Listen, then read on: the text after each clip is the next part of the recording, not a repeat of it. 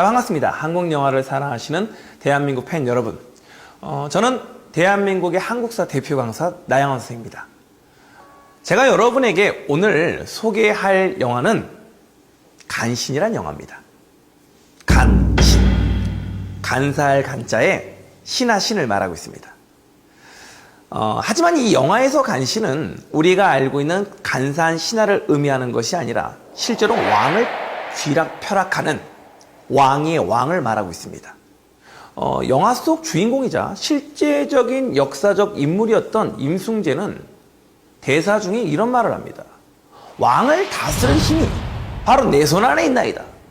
내가 바로 왕의 왕이란 말입니다. 라는 말을 합니다. 임승재는 왜 이런 말을 할 수 있었을까요? 임승재가 이런 말을 한 배경은 무엇이었을까요? 그 사실을 알기 위해서는 실제로 역사적 공간으로 우리가 한번 떠나봐야 됩니다. 준비되셨습니까? 한번 떠나보겠습니다. 이때는 바야흐로 1505년 연산군 시절을 바탕으로 하고 있습니다. 그러면 연산군이라는 왕은 어떤 왕이었을까요? 우리가 알고 있는 연산군은 굉장히 폭군이고 실질적으로 굉장히 극악무도한 왕으로 그려져 있지만 사실은 연산군은 어머니를 상당히 그리워하고 모종에 굶주렸던 왕이었습니다. 그럼 왜 연산군은 모종에 그리웠을까요? 그렇죠. 어머니가 어린 시절에 돌아가셨다는 겁니다. 우리 연산군 시절에 우리 역사적 한번 계보들 한번 보고 갈까요? 연산군의 아버지가 누굽니까? 우리가 알고 있는 9번째 임금이었던 성종이에요. 어머니는 사약을 먹고 돌아가신 패비윤 씨고요. 그렇게 어머니가 일찍 돌아가셨기 때문에 어머니를 모르고 살아왔던 연산이었습니다. 그런데 이 연산은 어머니가 그렇게 돌아가신 걸 모르고 살아왔는데 어머니가 그렇게 사약을 먹고 돌아가셨던 걸 알려준 사나이가 있었어요. 그게 여러분이 알고 있는 소인의 대명사라 불렸던 임사홍이라는 간신이었습니다. 그 사실을 접했던 연산의 마음이 어땠을까요? 굉장히 마음이 분노에 차 있을 거예요. 그래서 어머니 원수를 한번 갚아볼까? 어머니의 죽음에 관련된 자, 어머니의 죽음에 부추긴 자, 어머니의 죽음에 대해서 아무런 말을 하지 않고 방조한 자, 그들을 다 잡아들여라. 내가 그들을 가만두지 않겠노라 해서 어머니 원수를 갚자. 그래서 갑자사화로 불리는 겁니다.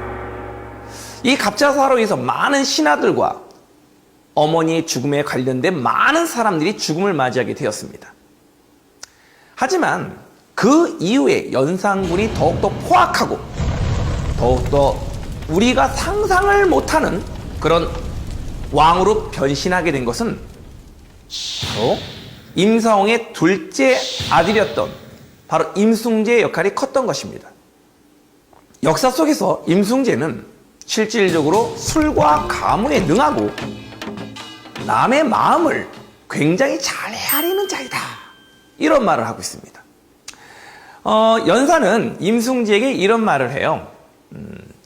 이 조선에 있는 정말로 이쁜 여자들을 모아다 정말 연희다운 연희를 한번 만들겠노라. 이렇게 말을 하죠. 그런 연산의 마음을 너무나도 잘 읽고 있었죠. 최대의 권력을 가진 이 연산 밑에서 연산의 마음만 잘 움직인다면 내가 바로 왕이 될 수 있다는 확신을 가지고 있었습니다. 단 하루에 1000년의 쾌락을 누리실 수 있도록 준비하겠나이다. 과연 나의 제조다. 솜씨는 여전하구나. 이제 임승재는 연산의 마음을 얻기 시작을 합니다. 그렇다면 이런 최대 권력자였던 연산 밑에서 또 다른 권력을 가지고자 싶은 또 다른 여인이 있었죠. 그게 여러분이 다 알고 있는 바로 장록수란 여자입니다. 장록수는 이뻤을까요? 그렇게 이쁘지는 않았습니다. 나이도 30대 중반 정도의 나이가 된 여자였지만 이 장록수는 연산군의 약점을 알고 있었어요. 어머니를 그리워한다는 거. 그래서 이 장록수는 연산군을 거의 애를 다루듯이 하면서 결국 연산을 아들처럼 그런 식으로 다루면서 연산의 마음을 얻어냅니다. 그럼 최대 권력자였던 연산 밑에 권력을 쥐려는 양대 세력이 보이나요? 한쪽에서는 임사홍과 임승재 부자, 한쪽에서는 바로 장록수라는 하나의 여인. 근데 연산은 뭘 좋아한다고 했습니까? 술과 여자.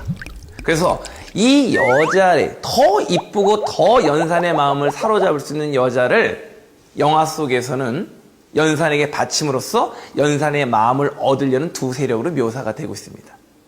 영화 속에는 단일한 여자가 나오죠. 임승재 쪽에서는 단일한 여자를. 무슨 배틀 싸움도 아니고요. 그리고 이쪽 장록수에서는 바로 설중매란 여자를 통해서 권력을 잡으려는 최대 권력의 드라마가 펼쳐지는 겁니다. 이것을 배경으로 바로 이 영화, 간신이란 영화가 탄생된 거죠. 이 둘에게 최홍사의 전권을 하사하겠노라. 이라! 이제 이 임승재가 연산으로부터 맡았던 최홍사라는 관직에 대해서 한번 살펴보도록 할게요. 최홍사라는 관직은 실제 관직이었습니까? 아니면 영화 속에 만든 픽션이었을까요? 실제 관직이었어요. 채집한다. 홍, 부끄럽습니까? 붉은홍자. 뭐예요? 여자를 의미합니다. 원래 의미는 채홍 준사였어요. 여자와 명마를 채집하는 바로 관직이었던 겁니다.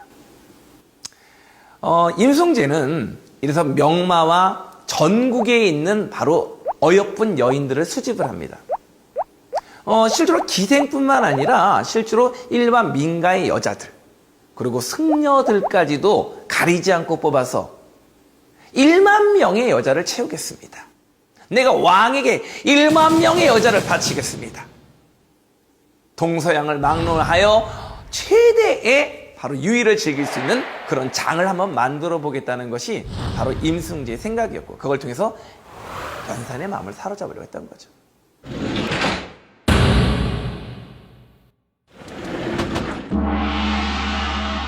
자, 흥청망청이라는 사전적 의미는 뭡니까? 흥에 겨워서 정말 흥겹게 노는 모습을 흥청망청이라고 합니다. 항상 그 시대의 언어는 그 시대의 문화를 담고 있다는 건 알고 있어요? 우리가 흥청이라는 말을 알고 있지만 사실은 흥청 전에 연산군이 아까 채용사라는 관직을 통해서 전국에 있는 미녀를 잡아들이죠. 그 미녀들을 잡아들인 미녀들을 우리는 우편이라고 하고요. 그 운편 중에서도 정말로 이쁘고 정말로 궁궐로 들어갈 수 있는 자질을 가진 사람들, 한마디로 얼굴도 이뻐야 되고요, 노래도 잘해야 됩니다.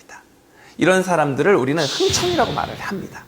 또 흥청 중에서도 바로 임금과 결국 하룻밤을 보내서 성혼을 입은 사람들을 천광청이라 말하고, 이쁘신데 성혼을 입지 못했던 사람을 직광청, 천지 차이다란 말이 뭐 여기서 나온 게 아니겠는가라고 또 조심스럽게 유추해 볼 수 있는 것 같아요.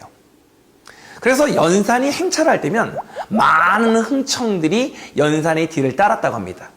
그리고 흥청들은 또한 엄청나게 많은 부와 권력을 지니면서 또 다른 많은 부조리를 탄생을 시킵니다.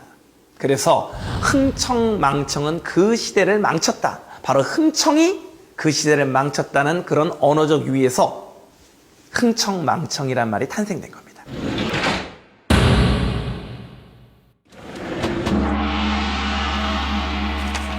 간신한 영화를 더 재밌게 볼 수 있는 방법에 대해서 말씀드려볼게요. 첫째, 이 영화는 실제적 역사적 사실을 바탕으로 한 영화라는 것을 말씀드리고 싶어요.